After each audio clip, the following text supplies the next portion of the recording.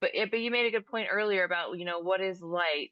I think that's really important. It is light 135 pounds on a back squat is light no weight on a back squat, so I think that those specifics really matter. My advice, for one, would be to come chat with me, but two, don't focus so much on the progression of weight.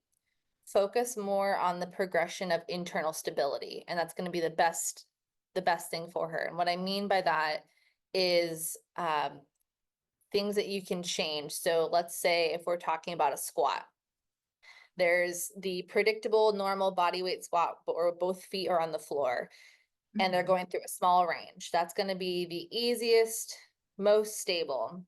And then you start to change things like going deeper, or maybe now your feet are a little bit more narrow. You're creating less opportunities for stability. So your body has to internally calculate a bit more.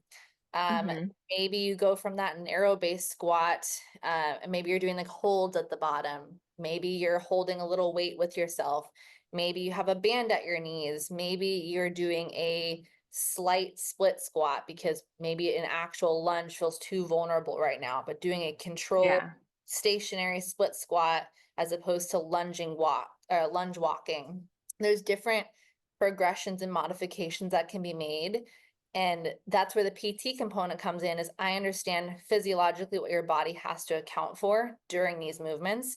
That online, it's just like do some squats, do some lunges, do some jump squats, do some twists, do some, and maybe you can't do that variation yet, but we can figure out a version that you can do for now.